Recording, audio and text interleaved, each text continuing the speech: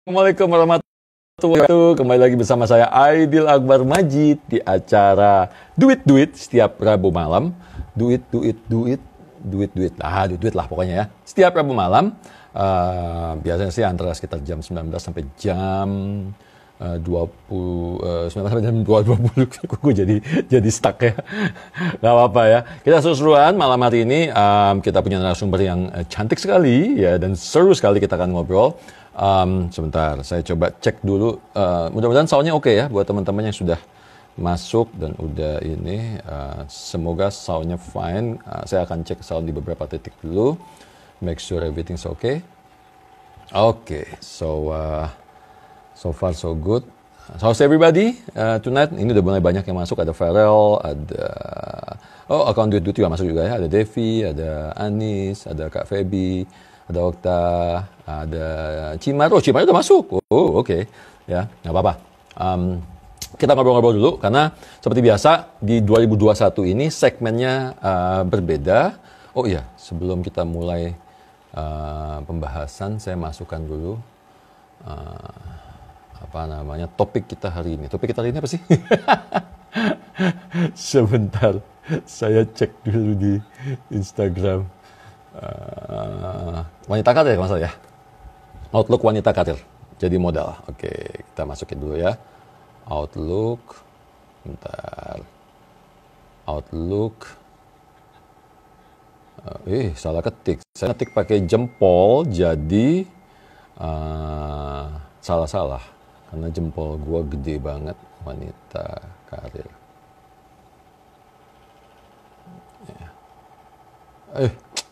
Kok nggak bisa sih? Nah, there you go. Nggak sabaran saya. Jadi modal sukses. Oke. Buat teman-teman yang baru bergabung, selamat bergabung. Oke, kita post dulu. There you go. Sudah di post. Kita pin comment. Oke, jadi kalau yang pengen tahu tentang topiknya apa hari ini, kalian tinggal swipe up. Nanti di sebelah atas ada tulisannya, ya. Topik kita hari ini, kita lihat ada seputar perempuan, ada Ana, ada Mbak Yayun, ada Roni, ada Ati Kairawan, ya. And then ada Fendi, ya, dan masih banyak lagi. Udah pada masuk semua ya, dan udah mulai rame. Sebentar, saya silent dulu supaya tidak mengganggu. Oke, so seperti biasa yang sudah kita lakukan minggu lalu, format terbaru kita adalah kita akan ngebahas sedikit di awal ya. Jadi 5 menit biasalah opening tentang duit itu apa. Ya, kemudian saya akan ngebahas tentang peristiwa yang terjadi selama seminggu ini, what's going on in the market ya, terutama tentang keuangan. Habis itu baru kita akan undang narasumber kita yang cantik sekali malam hari ini ya. Mbak, ya, manggilnya Mbak ya. Gue biasa manggilnya lu gua aja sih ya. Marisa Teresia ya. Kemudian baru kita akan ngobrol dengan Mbak Marisa.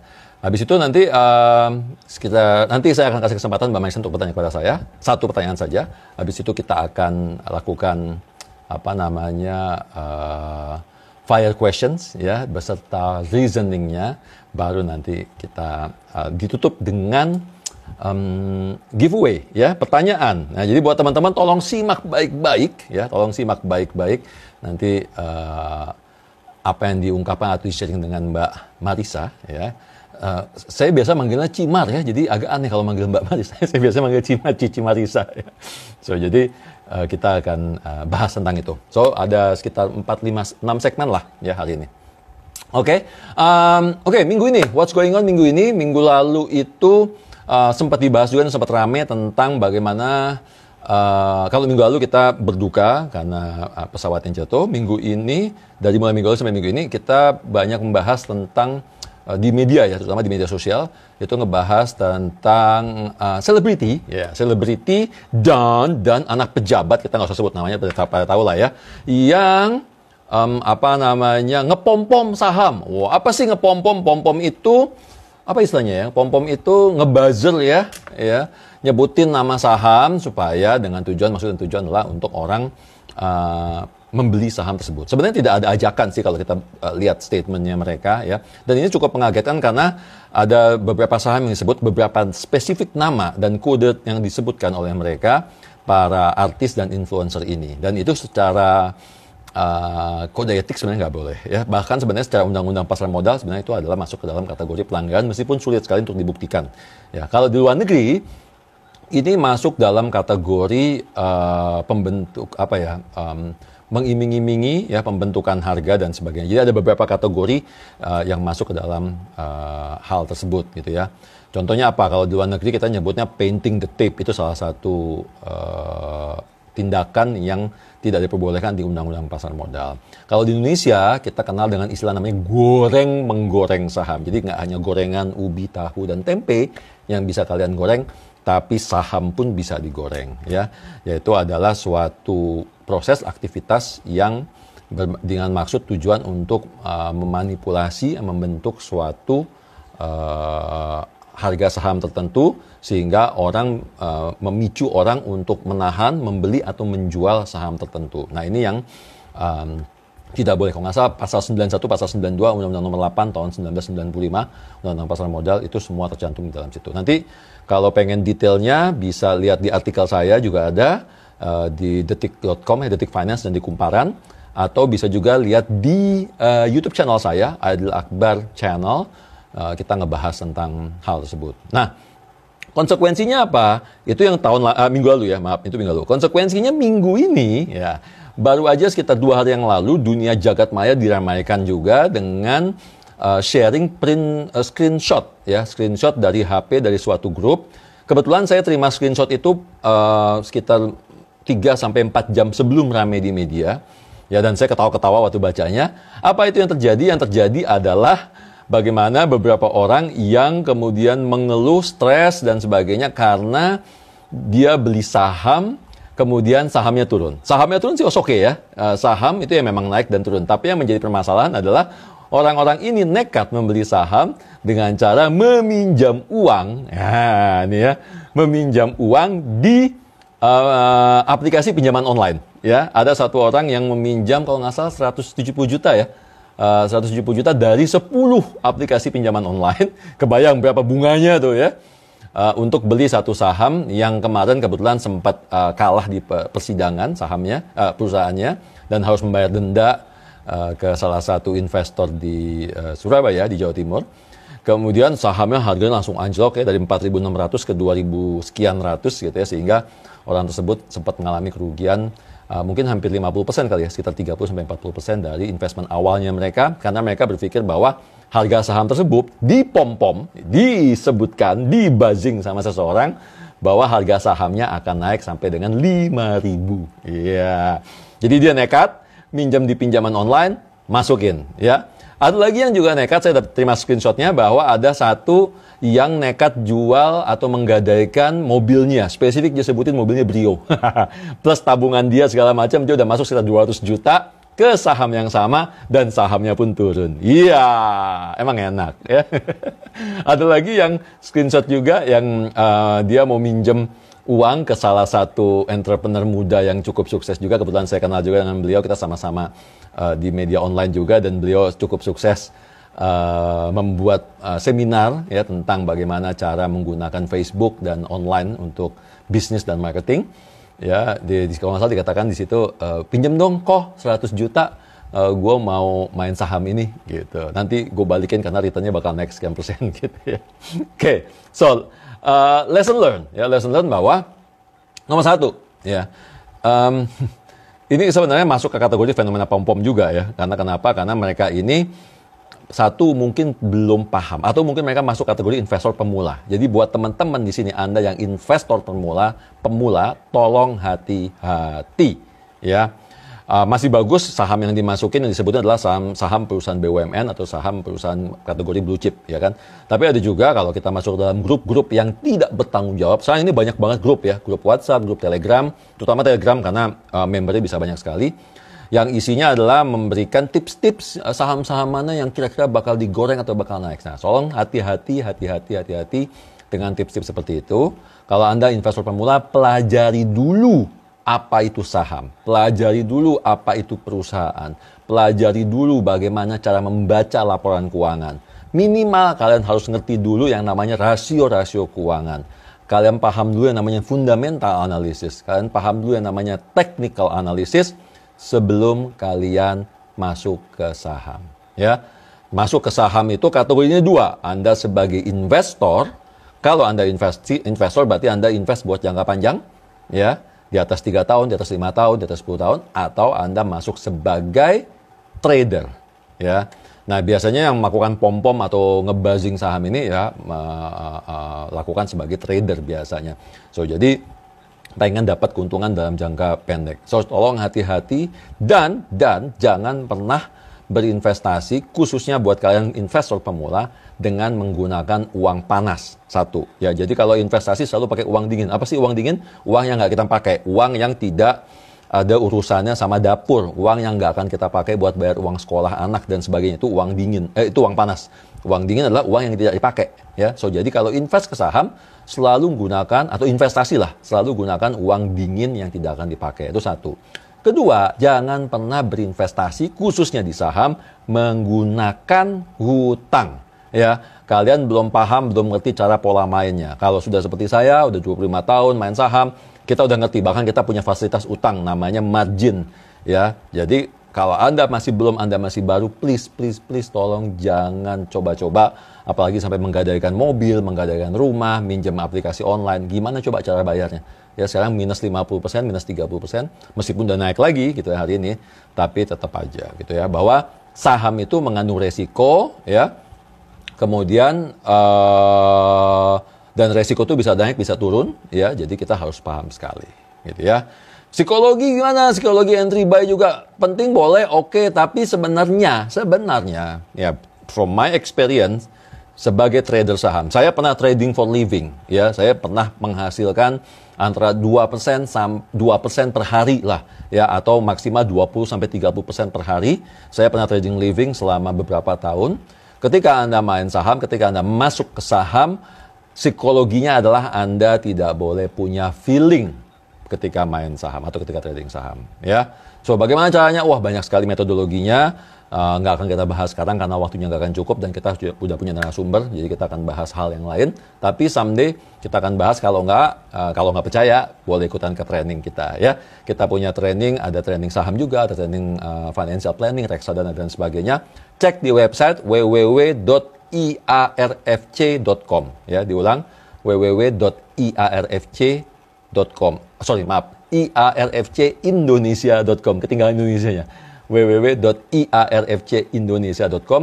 Di situ ada daftar kelas-kelas kita, ada dari yang kelas yang paling murah yang cuma 150.000, 200.000 sampai kelas yang untuk jadi financial planner profesional, itu juga ada, ya.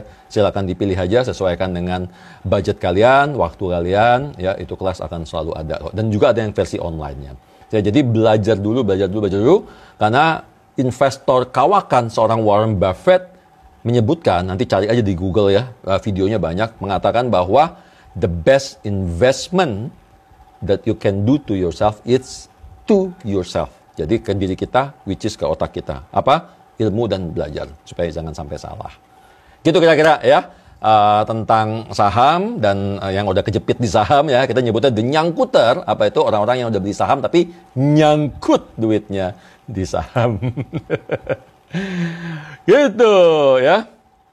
Oke, nanti kita bahas lagi, ya, tentang masalah investment saham. Nanti kalau kalian mau tanya, silakan tanya. Kalau memang tidak ada di sini, nanti tanya aja di DM saya.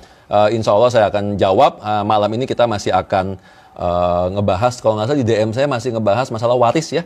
Jadi nanti silakan kalau masih ada yang pertanyaan masalah waris, tolong ditanyakan di DM. Tadi baru ada dari 10 pertanyaan, baru saya jawab 1 kalau nggak salah, yang tadi sore. Malamnya masih banyak kali pertanyaan tentang waris, karena itu salah satu juga topik financial planning yang seru banget dan banyak orang salah, ya. Oke, kita akan undang narasumber kita malam hari ini, Mbak Cantik, Mbak Marissa Teresia. Ini sahabat saya. Gitu connect ininya lancar, ya. Oh, by the way, katanya Instagram udah bisa live berempat, ya. Tadi kita baru cobaan testing tadi sore. Hai, Ciman. Hai. Hai Mas Akbar. Apa kabar, Ciman? Kabar baik. Gimana kabarnya? Baik. Tegang amat, santai aja lah. Kelihatan ya tegang ya. Kelihatan tuh tegang banget. Udahlah di sini santai aja, kita emang seru-seruan kok.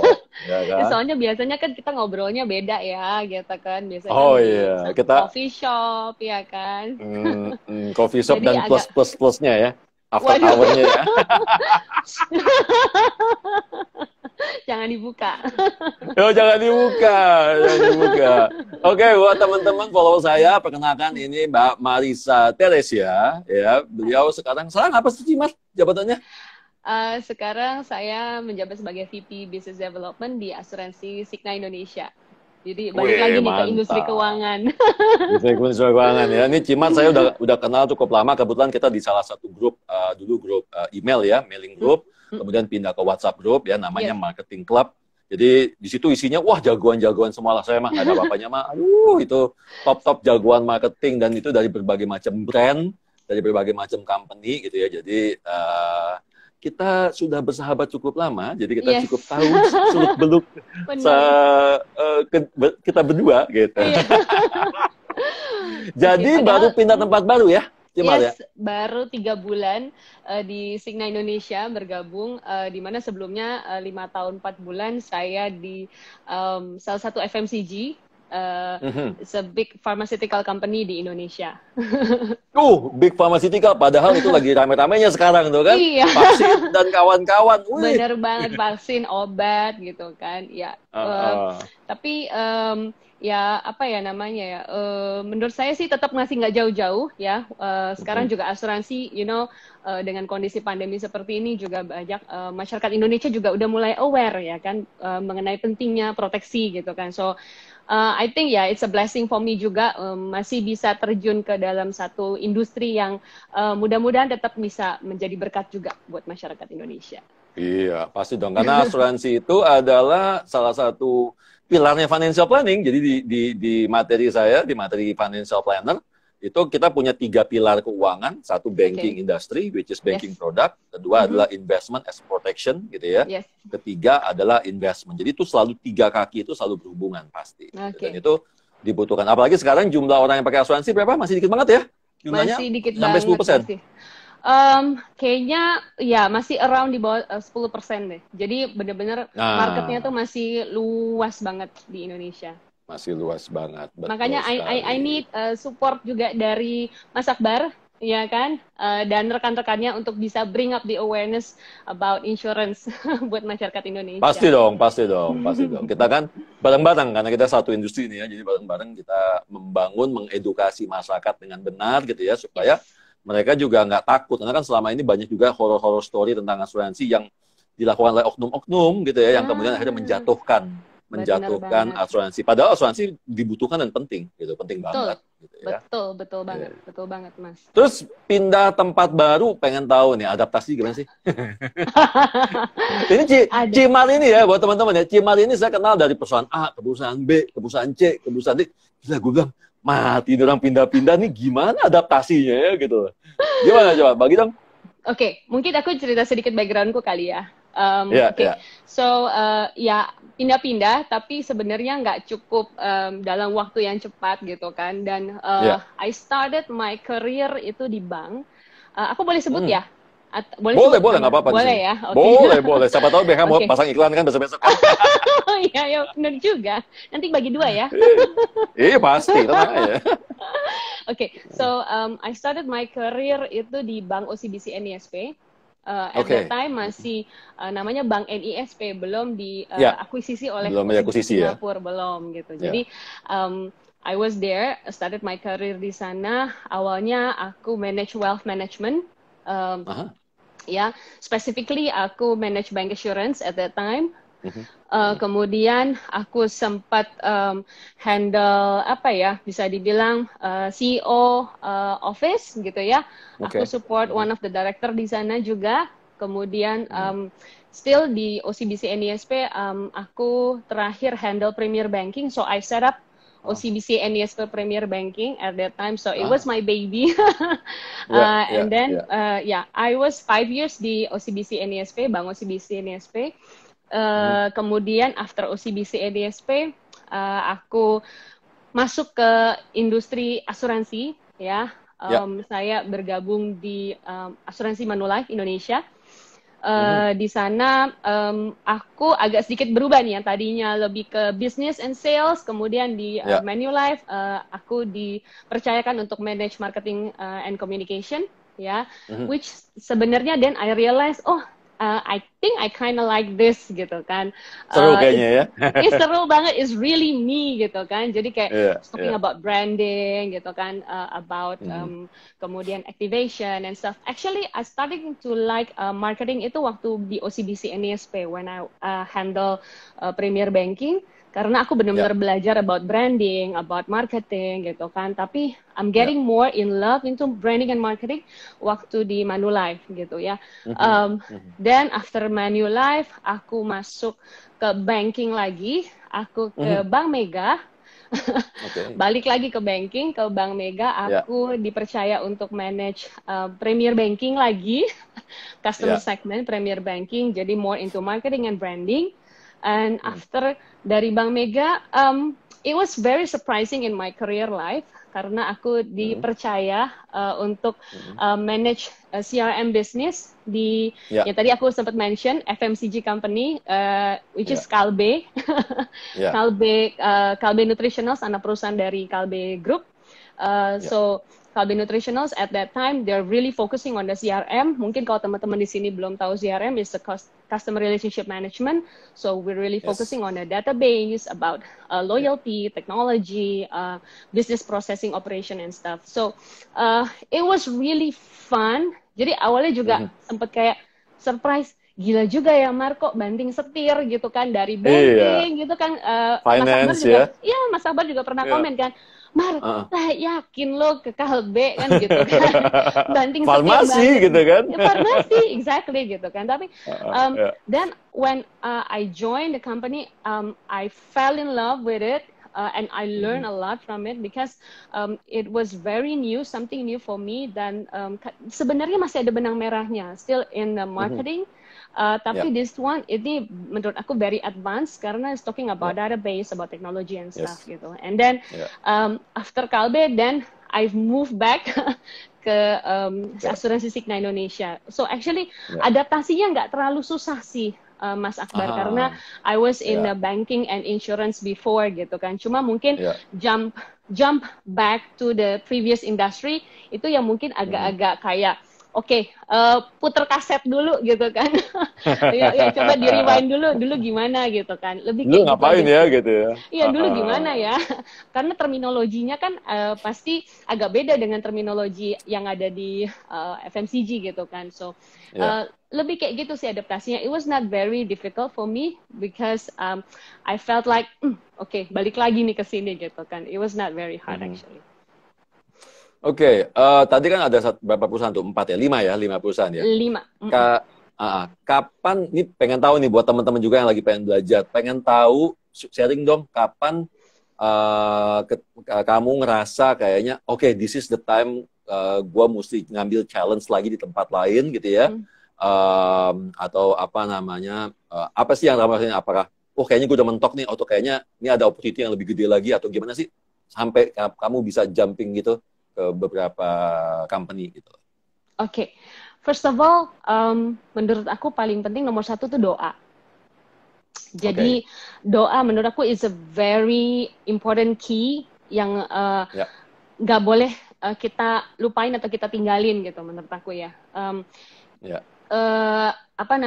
Walaupun seyakin-yakinnya kita atau sebahagianya kita ngelihat offering letter gitu kan from the future company gitu kan, tapi still menurut aku doa itu benar-benar very helpful untuk ngebantu kita untuk mantepin is this the one gitu kan. First of all menurut aku itu satu, and then yang kedua adalah the moment itu ketika when you realize that kayaknya you have so much more that you can share to other people or to other company yang menurut kamu kayaknya di tempat yang saat ini tuh kayaknya udah nggak bisa cater atau udah nggak bisa deliver same vision gitu. Jadi kalau misalkan if you think that your current company kayaknya udah nggak satu visi gitu kan, kayak you have you have plans or you have ideas or you have vision yang menurut kamu kok kayaknya udah nggak sejalan nih. Every time you maybe you propose it to the management gitu kan, mereka kayaknya tiba-tiba udah berubah. So I think itu salah satu momentum juga untuk meyakinkan kita, oke, ini kayaknya it's about time gitu kan. Yang kedua adalah if you think that you're looking for something yang gini-gini, never stop learning gitu ya. And then menurut aku gini, jadi mungkin kita juga sering dengar ya about comfort zone.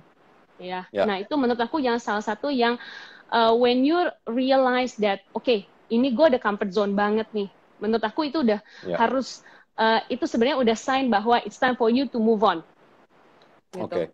Because comfort zone is menurut aku is very dangerous gitu. Maybe for certain people on a certain age it's fine gitu ya. But buat kita yang muda-muda muda dong, ya, muda dong. Ya. On this productive age, menurut aku comfort zone itu is a sign for you to jump in or to start to really jump out of the boat, move to another boat.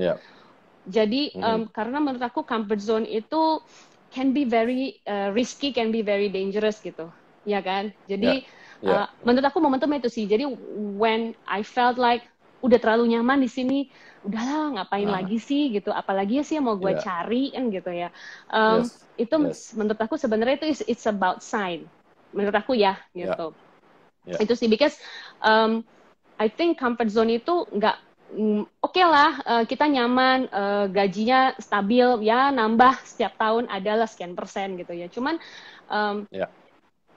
your mind, your soul menurut aku tetap harus di-feed dengan something new, something is challenging gitu kan. Jadi menurut aku it's very dangerous kalau kita udah masuk ke comfort zone itu sih. I think those are the sign for me, Mas Akbar. Oh ya teman-teman ya, dengar ya, nyaman itu bahaya. Tapi tergantung nyamannya yang mana dulu. Tergantung nyaman siapa. Itu dia. Hati-hati lagi nyaman, lagi sayang-sayangin ditinggal ya kan. Itu bahasa nanti. Oh itu beda lagi ya, itu after hour ya. After hour. After coffee. Ini masih bahasan coffee itu after coffee. Offline. Gitu. That's a good thing karena sama gitu. Aku juga punya prinsip bahwa when you stuck, ketika kita satu nggak bisa learn atau nggak bisa grow gitu ya. Jadi ketika kita nggak bisa learn atau nggak bisa grow, buat aku itu it's time to move, itu satu. Terus kedua, buat aku juga ketika dalam waktu 2 tahun gaji gua nggak naik atau jabatan gua nggak naik, gua udah mesti pindah. Well, that's my philosophy gitu. Dan it work out ya. Jadi dari mulai aku kerja pertama kali tahun 95, pertama kali kerja. Waktu itu age berapa ya aku ya? 21, 22 kali ya kalau nggak salah. 22, 23.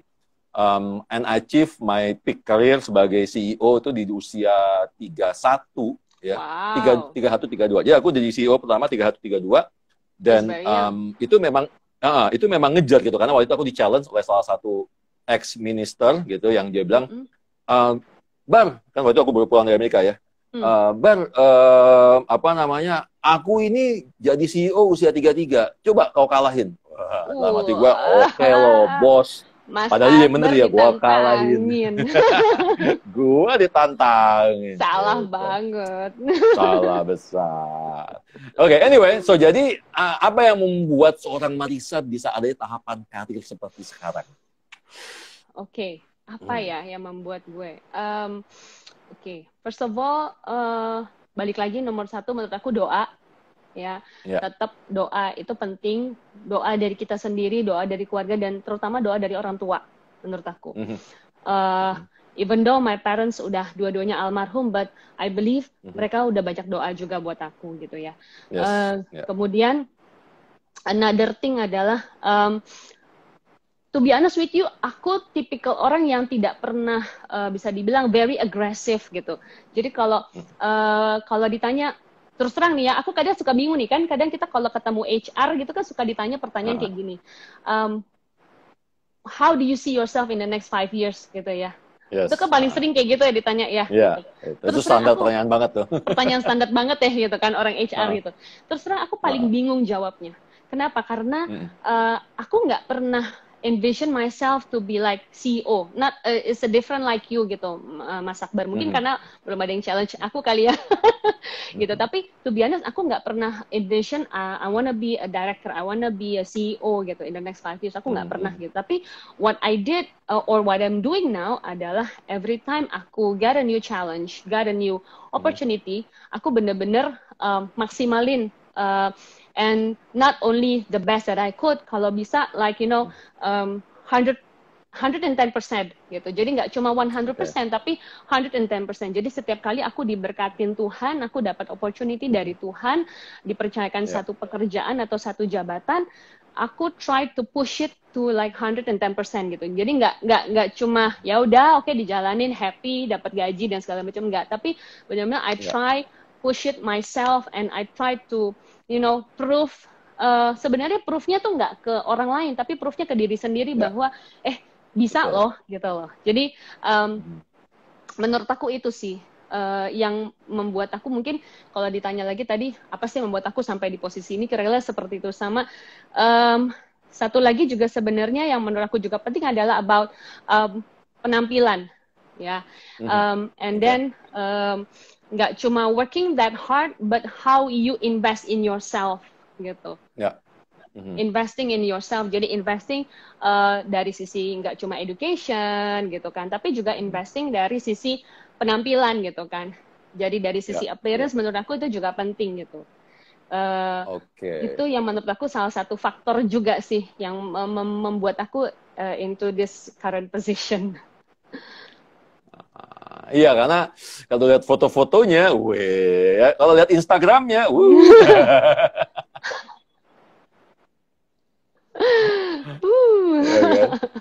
So, jadi tadi, penampilan juga pasti ngebantu. Jadi seberapa perlu sih kita memodalkan diri, gitu ya, untuk punya penampilan oke dalam karir kita, terus apa namanya,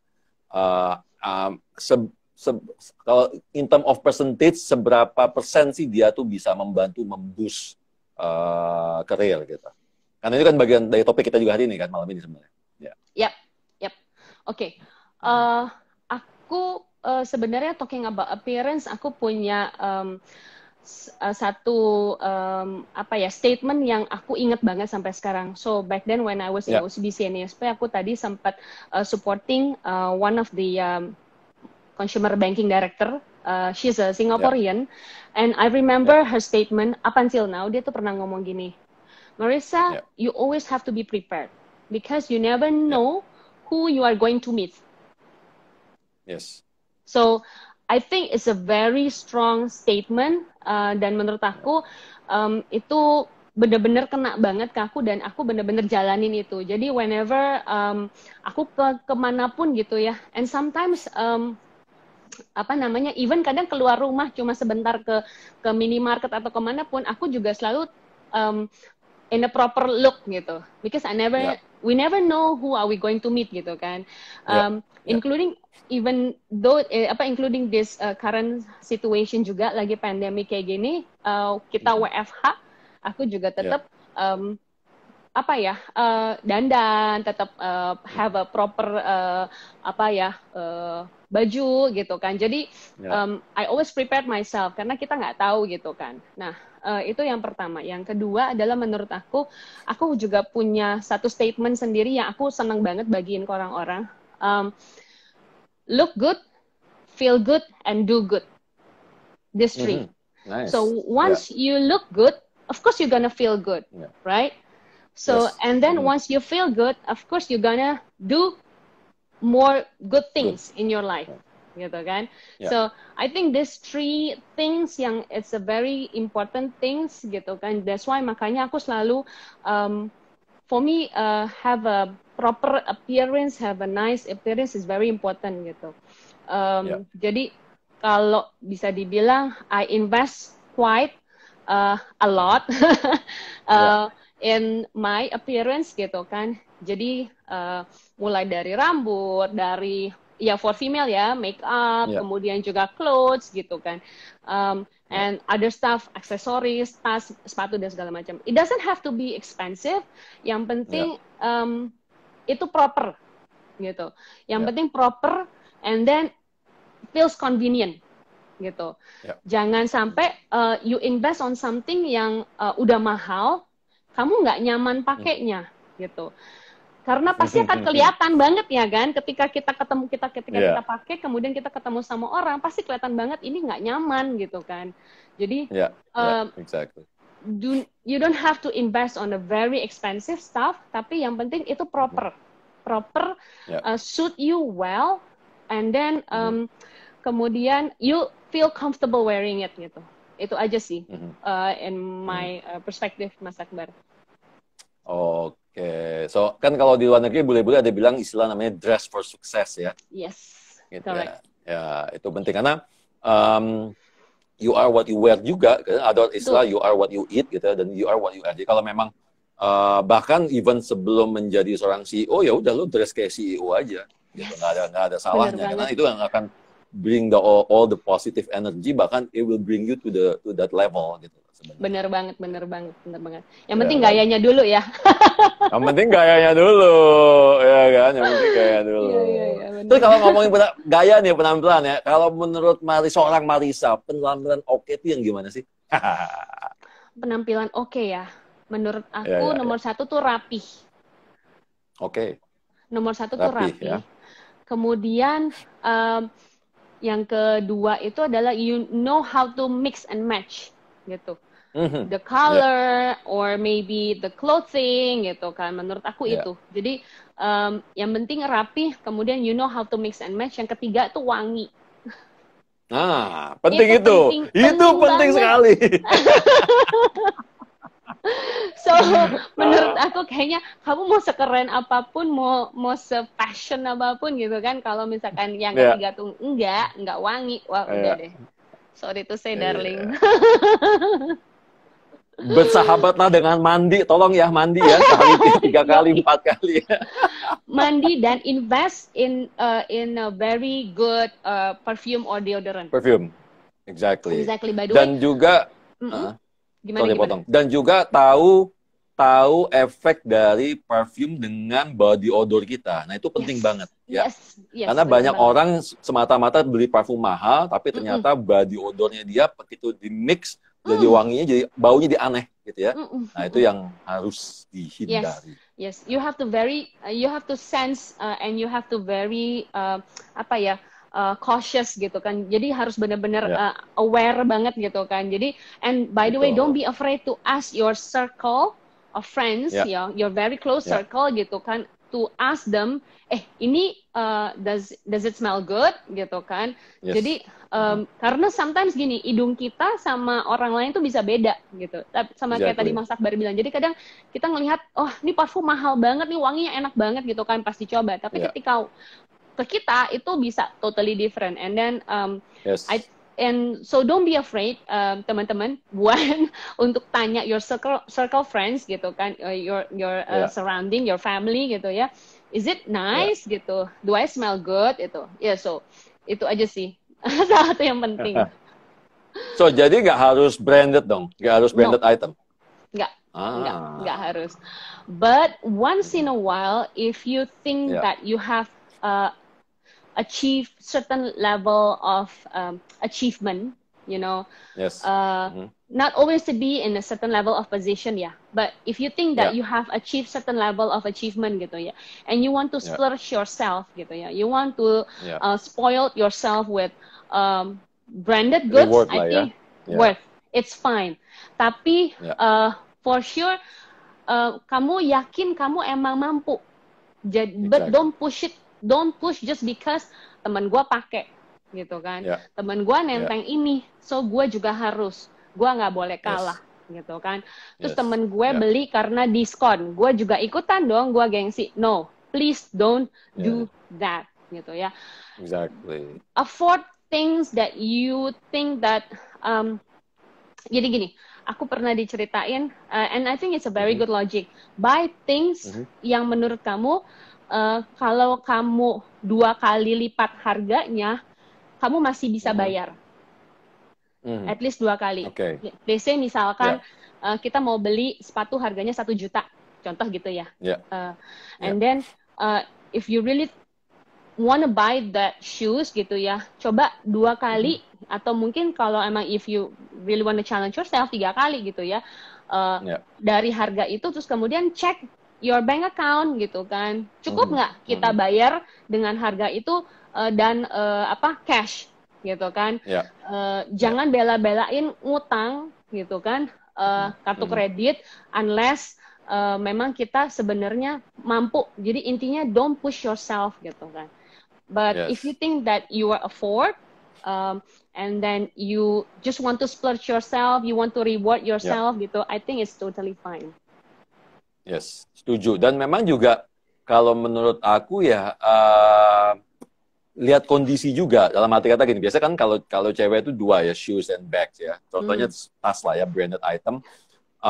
Aku banyak ketemu sama cewek-cewek yang in the mid-20s gitu ya. Dan kemudian dia udah bawa tas Chanel gitu. Buat aku, lo belum waktunya pakai tas Chanel gitu ya. Lo tuh masih in the 20s gitu. Lo masih 25, 27 dan you just started your career gitu ya. Dan akhirnya jadi menimbulkan pertanyaan kan, tuh tas dari mana ya? Gila, tuh tas kan harganya 70 juta. Lo belinya gimana gitu kan?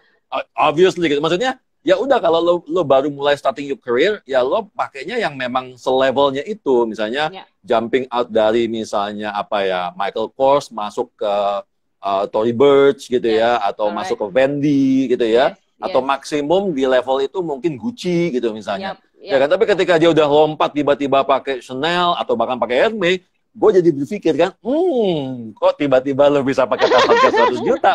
Who are you gitu kan? Atau who's the daddy? Iya. Or who's the mommy gitu kan? Who's the mommy gitu kan? There's gotta be a sponsor behind gitu. Exactly. Jadi ya sesuaiin aja gitu. Kalau memang you're in the 20s atau mungkin you're in the 20s tapi career you disesuaikan dengan karir juga. Mungkin dia the 20s tapi dia karirnya VP. Kayak aku dulu kan I already got my VP on my 20s kan. Jadi disesuaikan aja dengan karirnya dia atau dengan usianya dia gitu, sehingga katanya pantas gitu. Karena buat gue orang yang masih early career terus kemudian usianya juga masih muda, tiba-tiba pakai tas yang dipakai oleh orang yang udah mid career atau late career gitu ya, dengan income yang di atas 30-50 juta, agak aneh sih gitu. Agak-agak ini ya mencurigakan gitu ya. Gitu. Iya. Nah, terus kalau perilaku nih ya, sikap perilaku apa sih yang harus dihindari supaya ini based on experience ya. What do you think that you should avoid untuk bikin karir kita lancar lah istilahnya? Things that you should avoid. Oke. Ya kayak misalnya contoh, kalau gua ngomong sama HR tuh selalu bilang, terutama buat millennials nih ya, HR selalu bilang hati-hati dengan social media karena sekarang HR check your social media, ya kan? Jadi kalau if you have something to say, ya kayak misalnya ada orang yang istilahnya yang against some of opinions gitu ya, atau mungkin politics gitu ya. Jadi you better be careful karena itu sekarang jadi salah satu parameter untuk HR ngecek kita, background kita, ya kan? Oke. Totally agree with that. Menurut aku things yang harus di avoid sih, nomor 1 adalah attitude yang dimana kita ngerasa kita tuh hebat banget gitu. Jadi yang bisa dibilang mungkin sombong gitu ya, gitu. Jadi that kind of attitude menurut aku yang perlu dihindarin banget gitu. Jadi jangan pernah nunjukin atau jangan pernah merasa bahwa kita tuh paling hebat, paling pinter gitu kan, paling segalanya. Itu sih karena sotoy ya. Sotoy ya, exactly gitu. Karena menurut aku itu bisa jadi bumerang banget ya kan buat kita. And then ya itu dia, karena di atas langit masih ada langit gitu kan. Jadi menurut aku jangan pernah sombong ya kan. Dan mungkin once in a while kita ngerasa misalkan kita bener gitu ya. Well, you don't have to show it that much, especially to social media gitu kan. Maybe just saying it to your circle of friends gitu kan. I think it's okay gitu. Tapi menurut aku itu sombong sih, menurut aku itu is very key, kunci banget gitu kan untuk build a very good career. And then related dengan sombong, menurut aku satu hal yang penting adalah always stay humble. Yes. Menurut aku itu penting banget. Mau di stage of any career ya, any level of position, menurut aku tuh harus tetap humble gitu ya. Ya. Jadi mau kita afford untuk beli apapun atau untuk pakai barang apapun gitu ya, always try to stay humble. Gini, menurut Yes. aku sometimes orang kadang gini ya, ada beberapa orang yang mungkin mengatakan kalau misalkan seseorang pakai sesuatu gitu ya, pakai branded goods atau branded bags gitu ya, orang bisa bilang, ih sombong banget sih gitu. Mungkin bisa dilihat juga how the person act gitu kan, ketika dia Yes. pakai itu gitu kan. Kalau Ya. misalkan ya orangnya santai aja, menurut aku sih itu bukan sombong, tapi itu lebih kayak nunjukin bahwa hey, this is my level of achievement, gitu kan. Yes. And I want to wear what I have been working off, gitu ya. Ya. And and this is my pride, gitu kan. Bisa dibilang maksudnya aku pengen nunjukin bahwa ya I work so hard to earn this, gitu kan. It's different kind Ya. of story. Jadi so beda banget sama orang yang mungkin pakai sesuatu tapi tujuannya emang untuk nyombong. It's different. So I think be Exactly. humble itu it's very very important gitu. Oke. Oke. Apa lagi?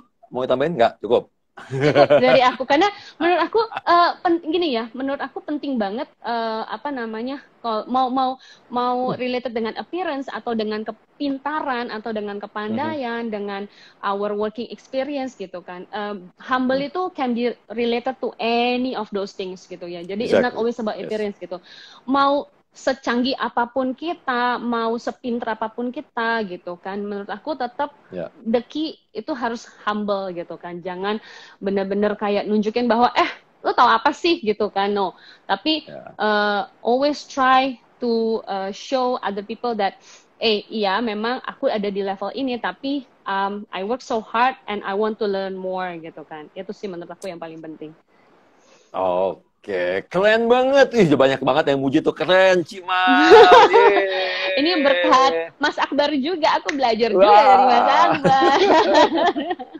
Oke, great. Ini udah segmen 3, udah kelas selesai. Kita masuk segmen 4 ya. Segmen 4 ini aku akan nanyain fire questions ya. You just ini agak-agak seru nih ya. Akan semakin panas. You just answer it tanpa mesti mikir ya. Nggak boleh mikir. Jadi langsung quick. Nanti habis itu kita bahas reasoningnya. Oke? Aku minum dulu boleh ya? Udah? Boleh minum dulu. Langsung dia grogi siap-siap pakai soalnya. Minumanku mana nih? Aku lupa ngambil minum. Langsung grogi. Oke, udah siap ya? Yes. Oke, fire question. Number one. Yes, pilih cantik atau seksi? Cantik. Oke. 2.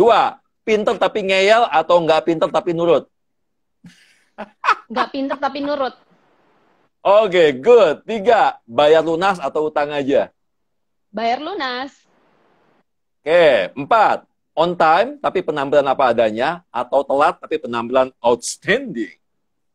On time penampilan apa adanya. Oke, next. Merah atau hitam? Hitam. Hitam. Next. Mending olahraga atau diet? Olahraga. Olahraga. Oke, next. HP atau dompet? HP. HP. Next. Mahal, branded, kurang nyaman, atau murah, KW support tapi nyaman? This one is tough. Ayo. Mahal, branded, kurang nyaman. Kurang nyaman. Oke. Terakhir ya. Pilih kepergok anak atau kepergok mertua? Kepergok anak.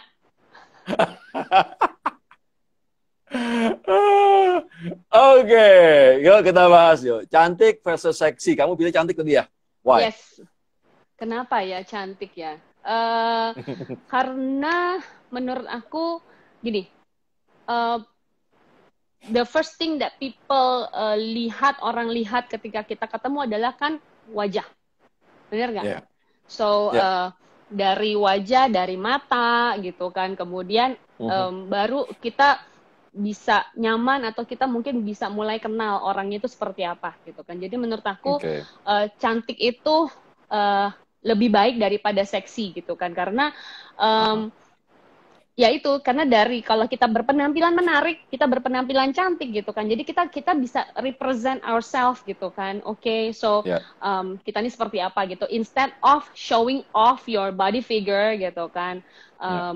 Itu menurut aku beda. Sebenarnya seksi juga bisa in other things sih. Jadi kayak maybe Ya. your mind is sexy, tapi kan itu takes a lot of way to go there gitu kan to understand that someone's mind is very sexy gitu kan. Jadi menurut aku cantik Ya. nomor satu sih. Oke. Apalagi orang Indonesia kalau lihat seksi itu konotasinya masih negatif ya, biasanya cowok-cowok ya. Exactly. Ya, Ya. bener banget. Mereka masih belum bisa apa istilahnya ya, mengidentifikasi seksi itu dengan seksi itu harus body gitu ya, harus sesuatu yang seksi gitu, tapi bukan yang tadi seksi mind gitu ya. Ya. Bahwa nih orang pinter banget sih gitu. Kan itu seksi Ya. juga, ada different kind of seksi gitu ya. Atau mungkin ketawanya seksi gitu kan, atau Ya. mungkin cara berpikir gitu segala macam. So Indonesian people menurut aku masih belum banyak yang bisa understand that kind of level sih. Yes. Oke. Next, pinter tapi ngeyel atau nggak pinter tapi nurut? This is surprising loh. Kamu milih nggak pinter tapi nurut. Oke, why? Why? Karena menurut aku kepintaran seseorang itu bisa diasah.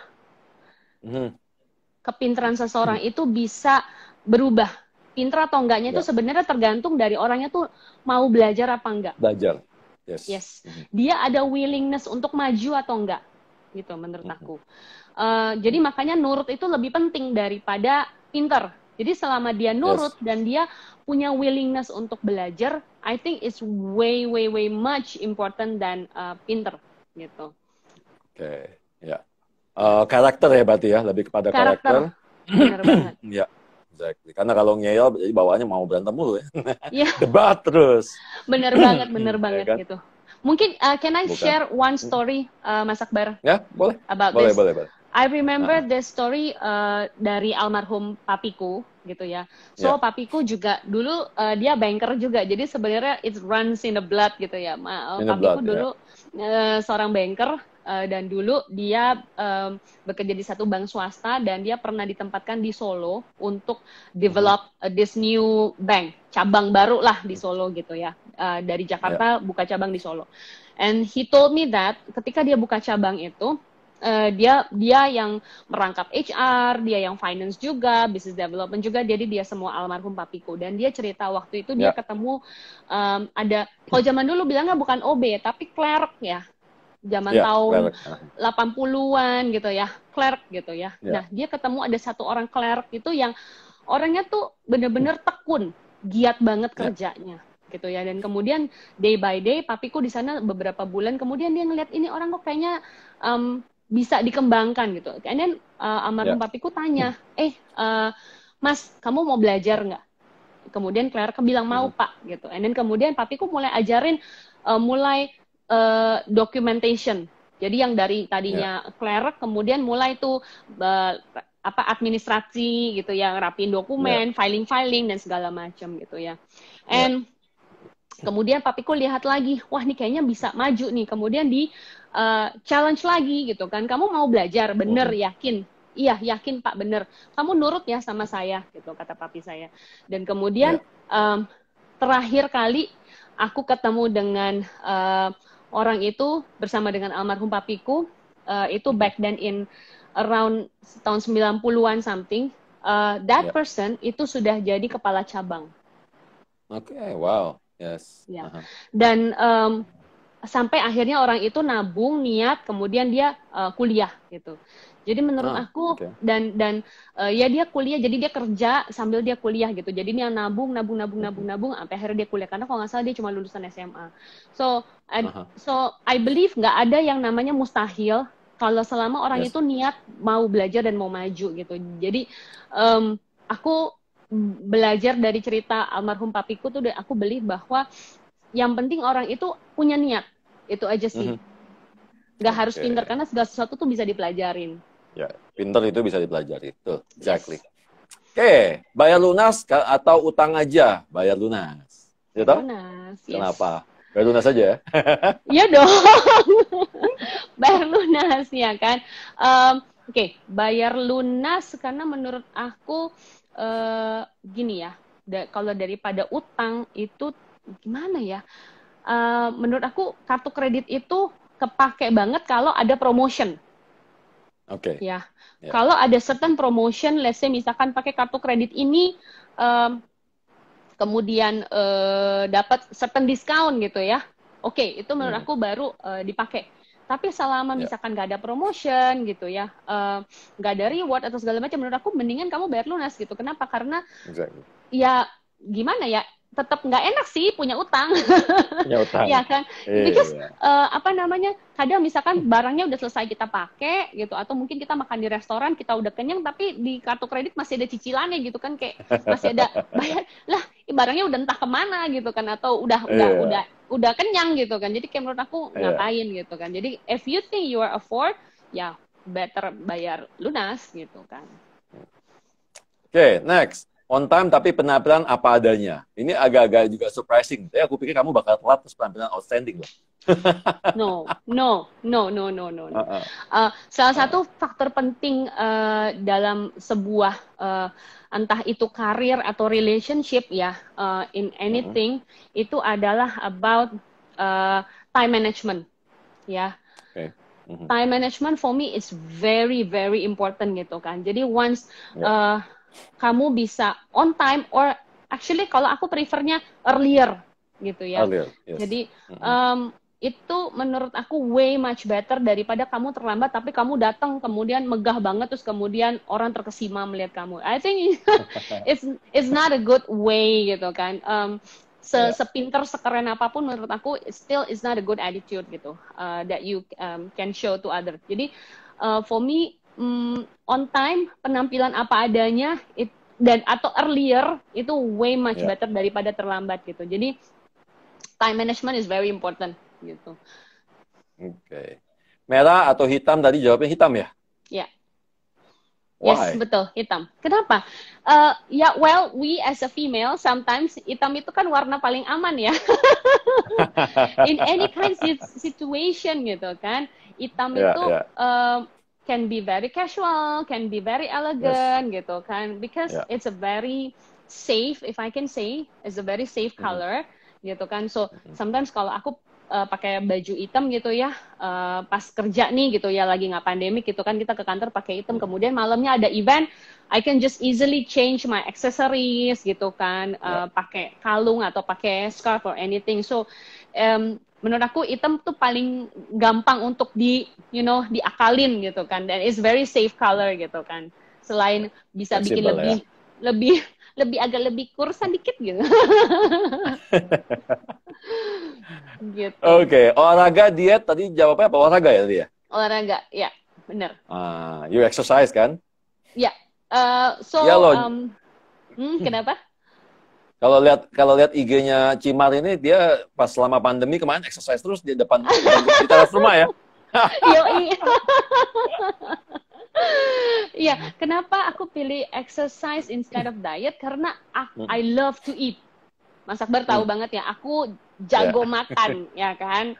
I love to eat gitu kan, please gitu. Jadi aku paling susah banget diet, diet karena bener-bener aku doyan makan. Aku nggak doyan ngemil, tapi aku doyan makan berat gitu. Jadi I prefer to work hard atau exercise hard rather than to have a diet gitu. Dan memang in the past 1 year aku mulai rajin exercise. Actually before the pandemic sih aku udah mulai rajin exercise, karena aku ngerasa ya itu dia, kayaknya nggak bisa deh, ini udah harus olahraga lagi. Dulu aku gila olahraga, seminggu bisa 3 kali exercise gitu kan, around 3 or 5 years ago gitu.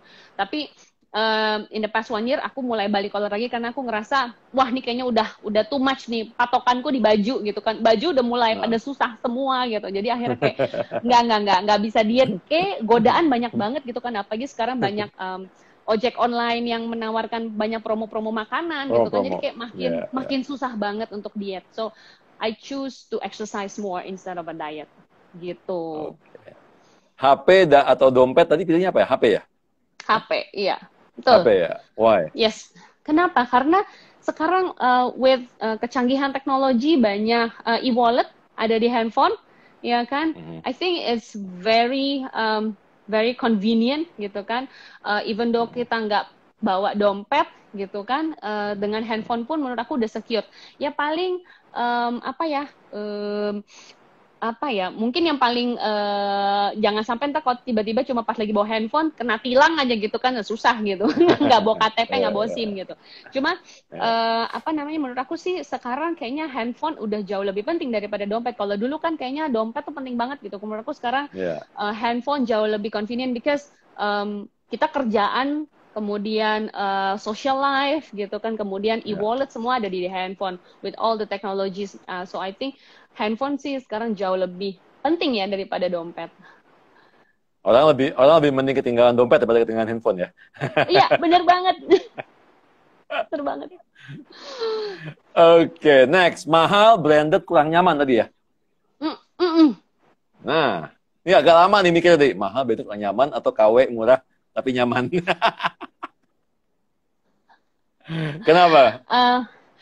I choose branded instead of KW. Kenapa? Karena menurut aku branded atau any kinds of brand gitu ya, bukan yang fake one, itu kita showing appreciation to the designer. Kita showing the appreciation to the business owner. Ya, we appreciate what they have been thinking of, what they have been working on, betapa susahnya untuk bisa build the brand, betapa susahnya untuk bisa dapat izin atau license untuk menjual barang itu gitu kan. So it's lebih kepada apresiasi untuk kepada para pekerjanya, kalau aku ngelihatnya gitu ya. So walaupun mungkin sedikit kurang nyaman, tapi menurut aku lebih kepada kita appreciate the business. Jadi gimana sih rasanya gini, kalau misalkan kita punya satu bisnis, terus kemudian ada orang lain yang dengan mudahnya jiplak our idea, yang sedangkan kita udah sekian bulan atau sekian tahun mikirin idenya tuh kayak gimana, terus tiba-tiba ada somewhere out there yang begitu ngelihat kita pakai atau ngelihat kita mempromosiin, langsung kemudian idenya tuh diambil alih gitu. So I learn a lot about hak cipta, kemudian about brands as well. So I think it's very important kalau kita bisa appreciate artisnya, kemudian business ownernya sih. Aku lebih kepada situnya. Oke, good. Terakhir, kepergok anak. Emang enak pertanyaannya. Ini masih sopan loh. Aku tadinya agak sedikit pengen nakal, cuma diingetin sama teman-teman manajemen, jangan mas, teman-temannya dari company, nanti company yang baru katanya ngelihat nonton, katanya. Gue udah pengen nanya yang aneh-aneh soalnya. Tadi pertanyaan gue sebenarnya lebih pilih di atas atau di bawah ya. Tadi pertanyaan gitu, cuma langsung dia ngambek. Kenapa kepergok anak? Ayo. Kenapa bisa ya? Bisa sogok ya. Bisa sogok di mainan. Karena bagaimanapun juga, bisa, jangan salah. Bisa. Karena bagaimanapun juga anak itu kan darah daging ya. Jadi secara mentally, spiritually itu sebenarnya part of us, gitu kan. Jadi jadi menurut aku masih mudah untuk bisa kita jelaskan, masih lebih mudah untuk kita kasih alasan atau kasih jawabannya gitu.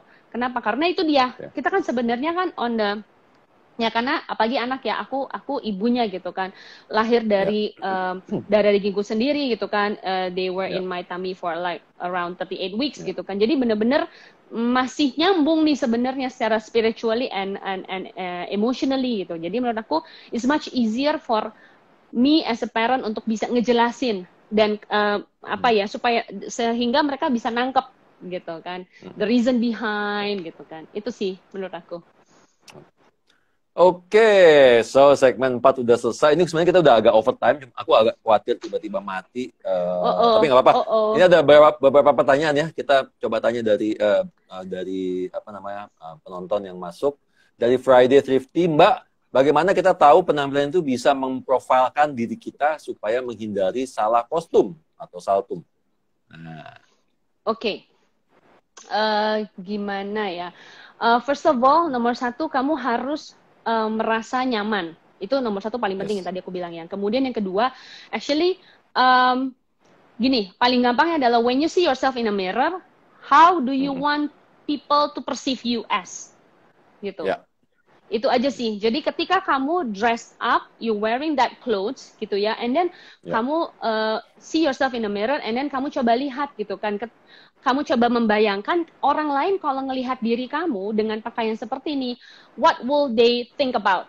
Or how will they perceive you as gitu kan. Itu aja sih menurut aku yang salah satu key point gitu kan. Jadi kalau misalkan kamu ngelihat diri kamu, ini kayaknya orang-orang bakal mikir kayak gini nih gitu kan. Then, time to change. Tapi kalau misalkan kamu punya keyakinan, orang lain kayaknya bakal ngelihat gue seperti ini. So, go on gitu ya, keep on. So, menurut aku itu sih. Jadi, try to think how people, or how do you want people to perceive you as gitu.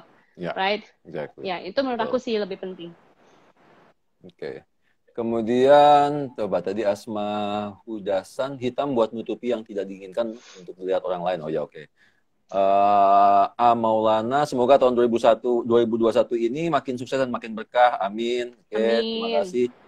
Stefanus Sisman, tantangan apa yang menurut Ibu paling besar yang sudah Ibu lewati dan belum dilewati? Nah, tantangan apa ya yang paling besar? Apa yang sudah pernah dilewati dan apa yang menurut kamu ini tantangan besar yang belum gue lewatin nih? Oke. Tantangan, tantangan yang sudah dilewati. Menurut aku tantangan yang sudah dilewati adalah when people put a doubt on me when I move from Bank Mega to Kalbe. So from the bank industry to FMCG company. Some of my friends, some of the people that I know, mereka tuh sempat kayak sedikit kayak meragukan, Mar, are you sure gitu kan? Mar, kok lu mau gitu kan? So itu menurut aku salah satu challenge yang saat itu emang kenapa gitu kan. So and I realize I have gone through that gitu kan. Aku udah berhasil dan aku nunjukin a few achievement that I've made back then when I was in Kalbe gitu ya, dengan aku that I did with my team gitu ya. So I guess itu tantangan yang udah aku lewatin sih gitu. Mungkin kalau yang belum diambil sebenarnya banyak banget ya gitu. So a lot of things. Salah satu mungkin challenge-nya apa ya? Banyak banget sih. Mungkin salah satu challenge adalah gimana caranya meningkatkan pangsa pasar asuransi di Indonesia. That's a big challenge gitu kan. Yes. So mungkin dengan bantuan dari Mas Akbar itu bisa terwujud gitu kan, mengedukasi masyarakat Indonesia gitu kan, sehingga pangsa pasar Indonesia itu atau kesadaran masyarakat Indonesia terhadap asuransi itu bisa lebih besar lagi, nggak cuma sekitar 10% itu. Yes. Well, yang penting adalah kita sekarang ini kan zamannya kolaborasi ya. Gitu. Jadi udah nggak zamannya lagi kompetisi, gontok-gontokan, karena the market masih gede banget. Jadi ya kolaborasi lah. Kita garap pasarnya bareng gitu ya. Bener banget.